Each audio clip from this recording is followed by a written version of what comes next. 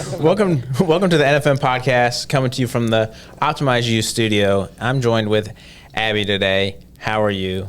I'm good. How are you, Collin? Schoen. Doesn't know how to pronounce my name and thinks there's one Pokemon in the world. Not a strong day for you. No, not a If you guys Pokemon don't fan. know how Collin's last name is spelled, it's Schoen. It's the worst. Imagine. But it's pronounced Shane. Shane. Tragic. I do know how to pronounce it. I just wanted to give him a hard time. Yeah, flashback to school. Oh, yeah. There's nothing worse than Like, cool, Abby. Back to high school. As a socially awkward kid in elementary school with like Collin Schoen, you're like, it's Shane. If I'm telling you, my parents are gonna get mad about it, and then it's the whole thing. So I've heard it all. Yeah. But yeah, we found out today that Abby doesn't realize there's more than one Pokemon. She probably thinks they're all Pikachu. So for those see, Pikachu. you do it. Yeah. Wait, okay, well, now that you say Pikachu, it makes sense that Pokemon, his name isn't Pokemon, his name is Pikachu. No. But when I think about Pokemon, I picture Pikachu. Like, picture that's the character. He is the mascot, yeah. But now I know that Pokemon, there's lots of Pokemons. Like 1,000. Thousands. 1,000. 8,000 or thousands? 1,000 something and more. Yeah. Do you play Pokemon Go too? I mean, I did, but a little bit now, not as much when it first came out. My brother-in-law was just telling me about, he plays still, I think, and how there's these very rare Pokemons you can find. And he's been doing it for years, and he just found one for the first time the other day. And it was like this big deal. He was like explaining to me why this is such a big deal. And I was like, what do you get for that? He was like, nothing. Nothing. I was like, so you just got the Pokemon. That's it. You gotta catch them all. Yeah, that's it. It's the No slogan. reward. Oh, goodness gracious. I'm just gonna let that be. Collin has these cool shoes on that have a Pokemon dragon on them. Gyarados, for those that care. It's the most true to lifting Pokemon that there is. So anyways, coming off that, I'll save you. We are joined with Natalee and Jennifer with Fit for Life, correct? Close. Train for Life. Training for Life, sorry. It started out Fit for Life, so you are partially right. Okay, nice. Okay. So that was the founding name, was Fit for Life. And then since then, in the last year and a half, have modified it to Train for Life. I love that. And you guys are with the Special Olympics. Yes. Okay. When did has Train for Life, it's kind of new, right? It's a new part of the Special Olympics? Yeah, so Special Olympics Tennessee, we founded a program that's a high-level training, fitness, nutrition, and mental wellness program for our athletes with intellectual and developmental disabilities across the state of Tennessee. It started out called Train for Life, or Fit for Life. And since then, we realized that it really is encompassing so many parts of someone's life. So we're training to compete in sports at Special Olympics. And so we thought Train for Life was a very fitting name for the program, just to touch every aspect of the person. I love that. Yeah, I like it. And then, because you guys work with a wide range, like ages of people, correct? We do. Yeah. So we service athletes starting at the age of our little peanuts at 2, all the way to, I think. You don't age out. No, you do not age out. Oh, that's nice. That's rare. I can't, what is our oldest athlete right now? It's in the 90s. Yes, we do have one in his 90s. Yeah. Still does basketball. Yeah. That's amazing. Yeah. Can you explain a little bit about what it looks like for one of your students or teens to train for life? Sure. Yeah. So, a lot of times this population, they have not been given the chance to train at the level of a typical collegiate athlete or a professional athlete. My background, I'm a pediatric physical and occupational therapist, and I since have stepped away from clinical work about 4.5 years ago to branch out into working with Special Olympics and this population. But there's never been a high-level training fitness program in the community for people with disabilities. Wow. And so when I saw that gap, my husband and I trained out of a D1 here in Cool Springs. And one of the trainers there, I kind of approached the ownership there and said, hey, I have this vision. And I had just gotten on with Special Olympics Tennessee.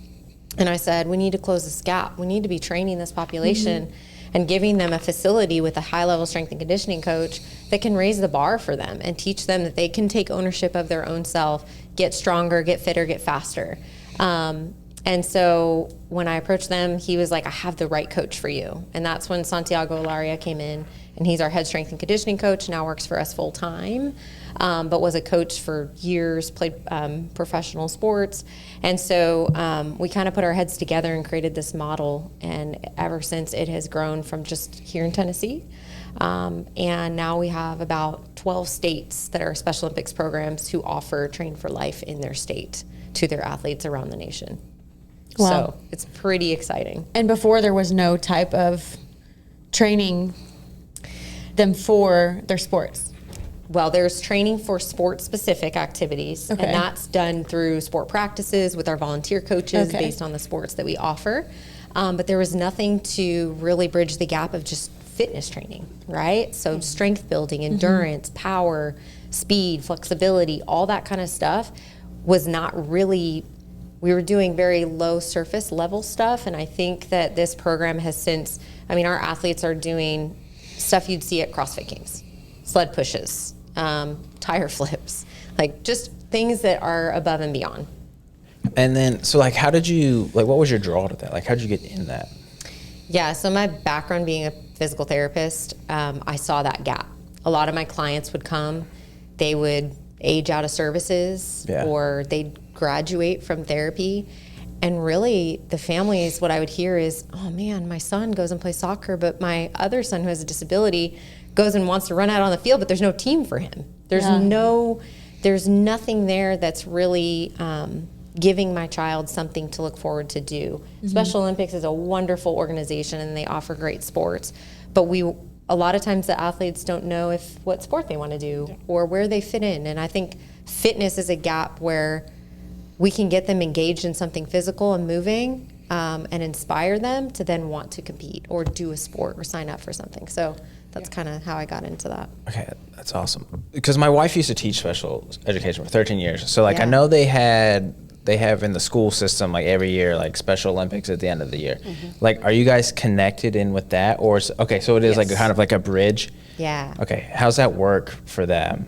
To like, do you guys work with inside the schools Yep. too? Oh, so you guys, that's, Yeah, so Special Olympics is, we're a very wide organization. We are in the school setting with our Unified Champion Schools. Yes. Which is what you were saying, kind of local spring games, essentially. yeah.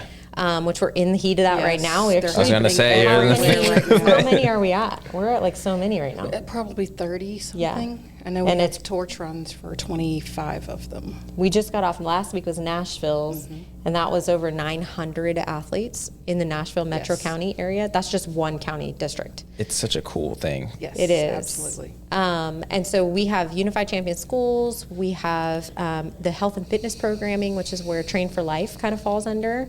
In addition, we offer free health screenings for our athletes across 9 disciplines. And then we also have a leadership portion where we train up our athletes to become leaders within the community. You have law enforcement. Yeah, so mine is completely different. I work with law enforcement across the state to fundraise for Special Olympics. So they're our largest grassroots fundraisers worldwide. So if you hear about the law enforcement torch run, or you see the torch coming into an opening ceremony, that's what I organize across the cool. state, and come up with creative ways to get them to raise money and awareness for our athletes. Yep. And then we offer 17 different Olympic style sports in the state. That's so cool. Yeah. It sounds like that was such a gap that needed to be closed. So glad that you are passionate about this and started getting it going. So you, saw it from the ground up, right? Mm-hmm.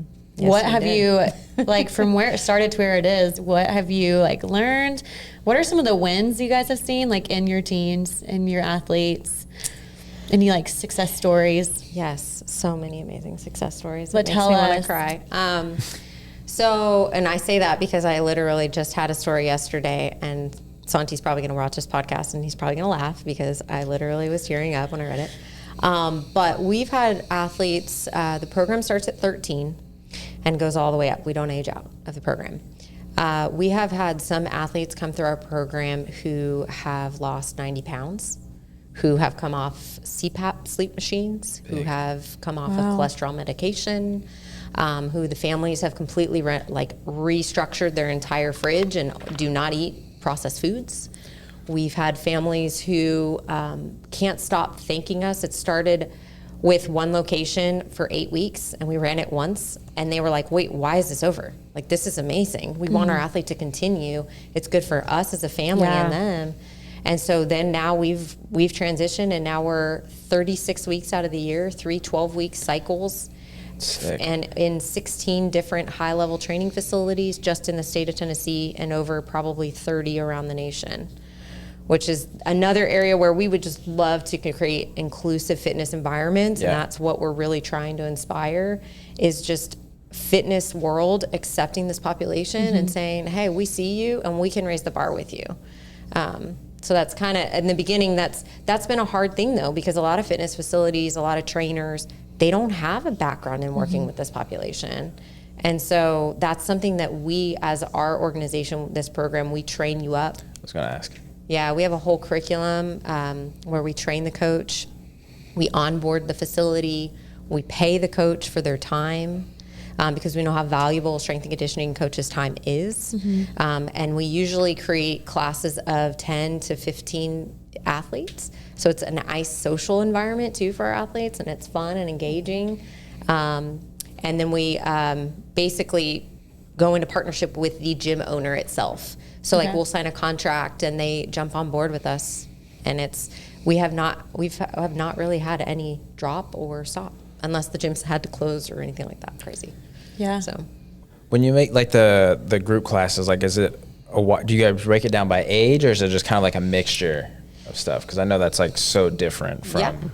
Yeah, we do not break it down by age. So it's really just what athletes in that area want to take part in a program like this. Okay, nice. We're having random areas do team-based. So like all the basketball team will sign up for the class. Or, you may get a county where it's like only 10 of them can get there because of cars and access. So there's a lot of barriers that come into play with this population too that a lot of people don't know about, whether that's transportation or that's a caregiver being able to take them, or it's just the ability to even go out into public and do these kind of things. But we're trying to change that. We've had some really strategic partnerships with big corporations in our state that are really opening the door, and the Department of Health kind of getting behind us on what we're doing. And so it's exciting to see the growth in it. So good. So. We know how much health and wellness plays a part into just well-being and feeling good and performing good in everyday life as well as in sports. So, and I was a teacher for 4 years in first grade. And one of the things with inclusive classrooms was it could be easy to put limitations on students with disabilities, even though they have so much potential. So I think this is just so important, especially with something as important as health and wellness. That's for everyone. And there shouldn't be any limitations because of lack of transportation or maybe just unfamiliarity with it. So this is so cool to hear about. We're gonna take a break, but when we get back, I wanna hear more about what you guys are doing in the community and how, if anyone's interested in getting involved with this, how they can, as well as coaches and trainers. Awesome.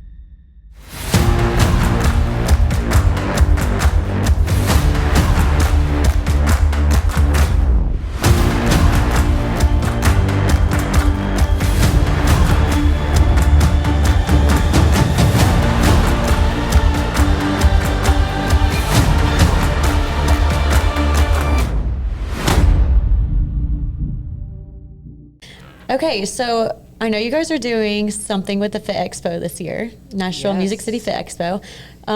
Tell us, because that's going to be great exposure to the community, and just getting people involved in what you're doing and knowing what Train4Life is. And it's also a fundraiser, right? It is, yes. Okay, tell us about that. All right, so Throwdown is an indoor rowing competition. So teams of 10 compete to row either a half marathon or a full marathon, the fastest.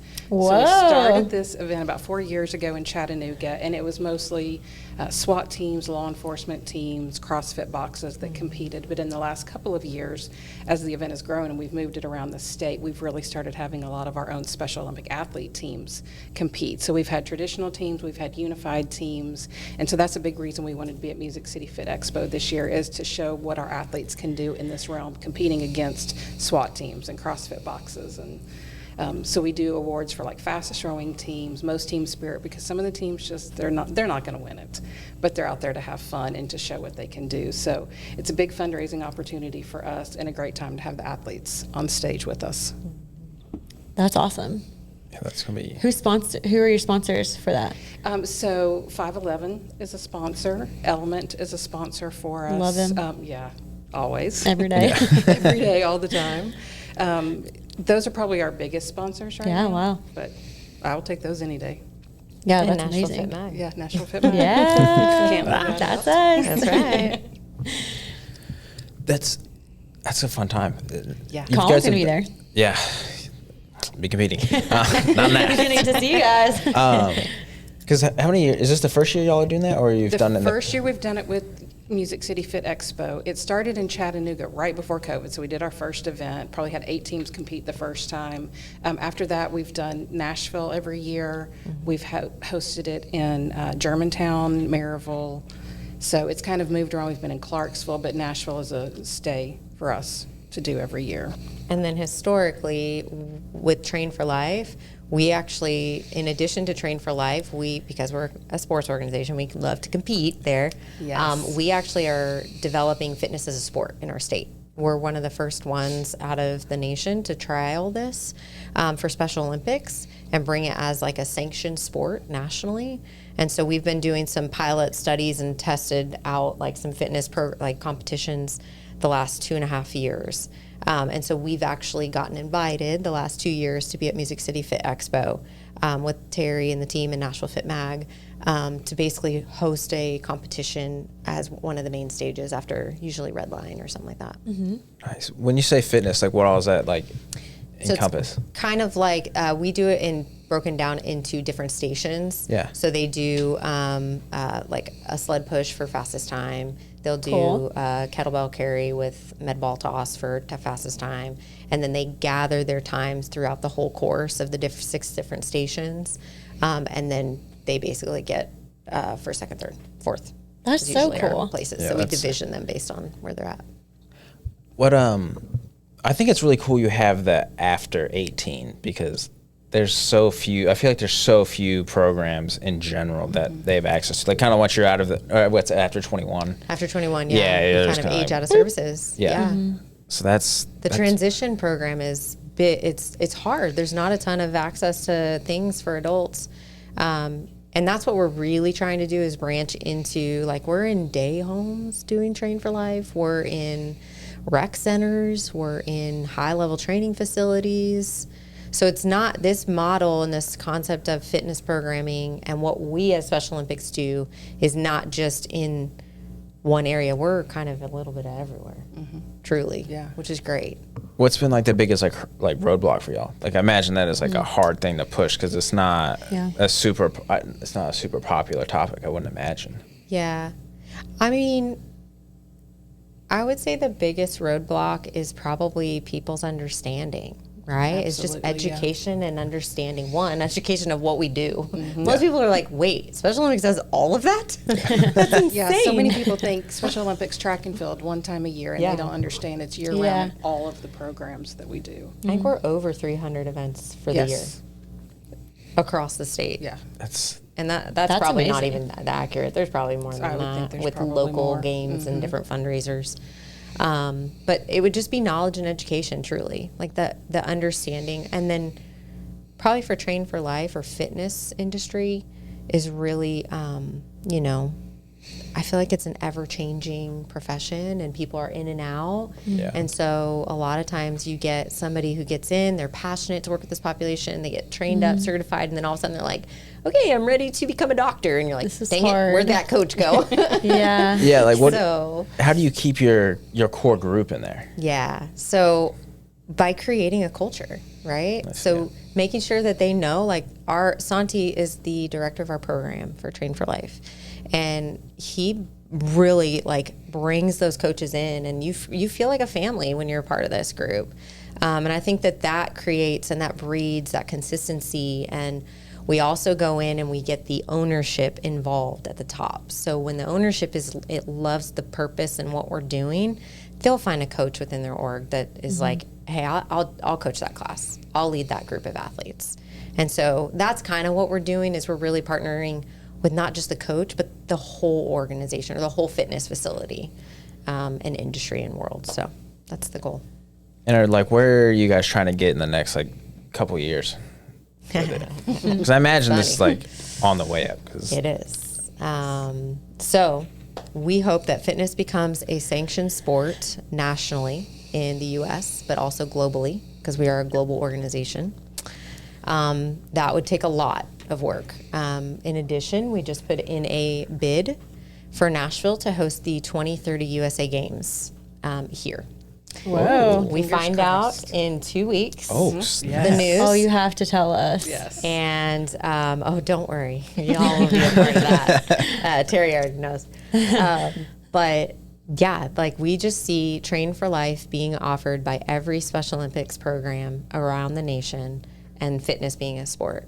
And Yeah. with that culture change, you will see programming thrive in every kind of situation and setting when it comes to wellness and fitness for this population and the accessibility of that. Yeah, that just makes sense. I feel like, Yeah. like Train4Life, adding that into all states and all Special Olympics, it just makes sense. Yeah. Hopefully, you guys get what you're going for with Yeah. that. What do you feel like is the main thing to keep this program functioning well? Is it that you need like more? Is it good employees? Is it more volunteers? Is it just exposure? Like you were saying, that was huge. I think it's a lot of things. It's All of it? exposure. All of the above, for It's sure. exposure, yes. right? Education and awareness and knowledge of what we do. It's finding the coaches and the facilities who want to do this and jump on board and want to bring this inclusive environment to their facilities and their community and their network. And then it's fundraising, because we are a nonprofit. We don't make our athletes, our families, no one pays for a dime. Yes. That was going to be a question I was So going to ask. all of our programming for our families and our athletes is 100% completely funded by us.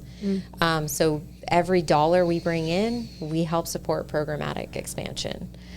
So that's a huge, huge piece. And I know that that's what LATR and their group focuses on, is really bringing more money into the door so that our families and our athletes can continue to do the things they love to do with our organization for free. So, Do you need more gyms to yes, host it? lots more gyms. Really? Yes, we want to be in all 95 counties Okay. in Tennessee. So far, I think we're in about 15 counties. Okay. But again, we'd like to see multiple locations within each of those counties. So Are you guys like more like rural or like, we're everywhere. or, We're everywhere. oh, nice. So it's not, Yeah. there's no like, Urban, rural, you that's the name word I was it. looking for. Yeah. By the yeah. way. Yeah, it's okay. Brain We was speak that kicking language in. all day long. Yes, we're everywhere. Yeah. Do most gyms that you talk to, are they open to this, or is it hard to find gyms?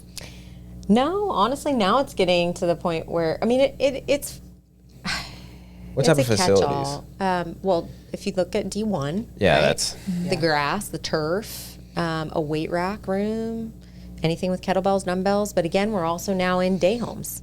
And Yeah. so we've taken this model and we've modified it to be like, okay, get these little smaller pieces of equipment, dumbbells, metaballs, you name it. There's a lot of functional movement pattern training. So a lot of this population struggles with functional movement patterns to begin with. Right. So it's really just getting them moving and functionally doing a movement pattern that you could then advance as they get stronger or faster or improving their balance or their strength overall. So I think that the main issue is more of I don't know. I mean, Who's doing the programming? Is it each of the coaches or your trainers that you hire? nope. So Santiago writes all the programming and script Okay. for every single location. He works alongside the coaches, but in addition, the program is built to be a foundational program. If you have a coach that's been working with the same group for 15 sessions per se, and they want to throw in an extra activity that like makes that exercise a little bit more Progressed. robust or progressed, Yeah. then they can do that by all means. Okay. So Yeah, that's there's cool. autonomy within it, but we provide a structured foundational curriculum and prescription for the program. Yeah.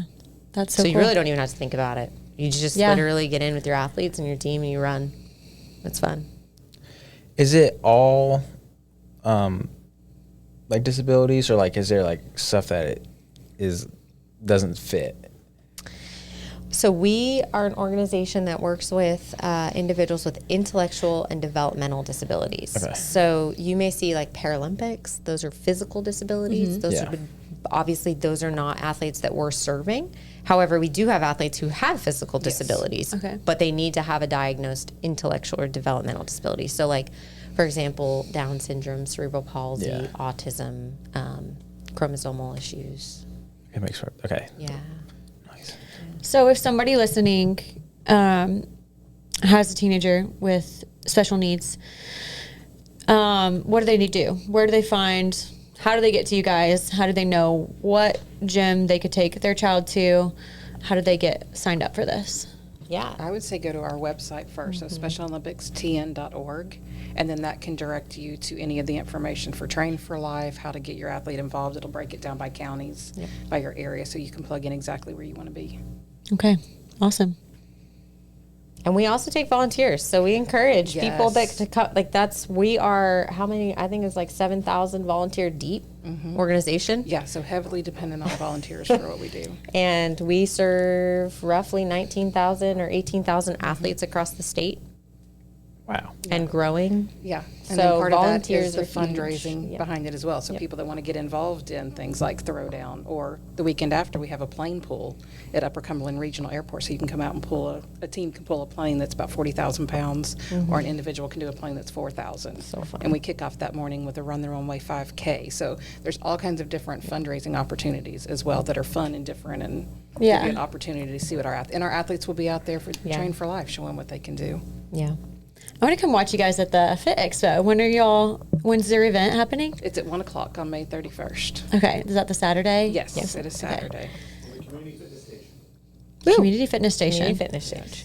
Awesome. Or stage. Okay. I think. So the rowing, explain it again. So we're on Concept 2 rowing machines. Okay. And all of them are hooked together, so you can watch a screen and you can see which team's ahead. There's little boats going across the screen. So you they're can going pay for attention. meters? So they're rowing a marathon or a half marathon. There's Okay. 2 options. And you're watching them to see who goes the fastest. So they're very competitive. It's interesting to see all the different techniques and how people do it. Yeah. Our fastest time for the full marathon has been like 2 hours and 6 minutes. So they're like doing their quick intervals, falling off the machine, It's the next fast. person's hopping It's on. It's crazy. so much fun to watch. Yeah. That is crazy. That makes me think of High Rocks rowing and Yeah, only with way your longer. partners trying to think of fast transitions. Like y'all probably got the transitions down. And then we've had They do. teams that have never been on a rowing machine before, and it's very interesting to watch their intervals, and they're having more fun like dancing between times and entertaining the rest of the crowd. So. Yeah. Do you guys have a specific rowing coach for this team or these teams? For the teams that are fundraising, they do it on their own. They figure Okay. out their own plan on how they want to compete. Nice. And then this will be the first time we've done the athletes portion where Yeah. they have their own teams. We've had athletes so- compete a couple of times Yeah. in the past. We had one in Chattanooga last year. Their team rowed the half marathon and smiled the entire time. How do you row a half marathon and never stop smiling? I don't know, but it was inspiring. Having a blast. That is They inspiring. loved it. That's what I wish I looked like when Yes. I worked out. Rowing is so technical too. So I bet that's just so interesting to see, like you were saying, watching them how they're doing it and then watching on the screen what they're getting. Yeah, it's very fun to watch. Yeah, so fun. That's cool. I'll go and I'll watch Collin Yeah, there we go. That's more entertaining. I'll tell you do that. his performance and then I'll watch the rowing performance. Yeah. What do you call it? Competition? It is a performance. It's It's a performance. Yeah, it's a beauty pageant. Mm-hmm. I'll tell it like it is. Are you going to get a spray tan? You have to. It's Really, you have part. to? It's literally part of it. Oh, okay. That's Are a you- story for another time. Are you going to get them to like, you know how like spraying tans, they can like contour, like your core, your abs and all that? No, it's one layer. Like I said, their Is thing it is illegal to contour? you'll look stupid. Oh. Yeah, and somebody ripped you off. But their stuff is way cooler than that, for sure. Bodybuilding is whatever. Yeah, for sure. If you go to the Fit Expo, definitely go for the rowing event. I don't know. Our athletes, the last 2 years when they're there, like their eyes are like this when they walk around and they see all like the strongman and the bodybuilding Yeah. and all of it. They love It's it. cool. It's so fun. It is so cool. So, Well, is there anything else that you guys want to share with the audience? no, we just hope to see you guys out at all our stuff. That's what we're hoping for. Awesome. Come support. So, and come support us.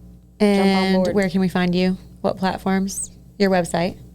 We're on social, Facebook, Instagram. We've got LinkedIn. We've got them all. all of it. I can't even talk about all the names because I don't even understand it. But that's why we have a marketing communications team.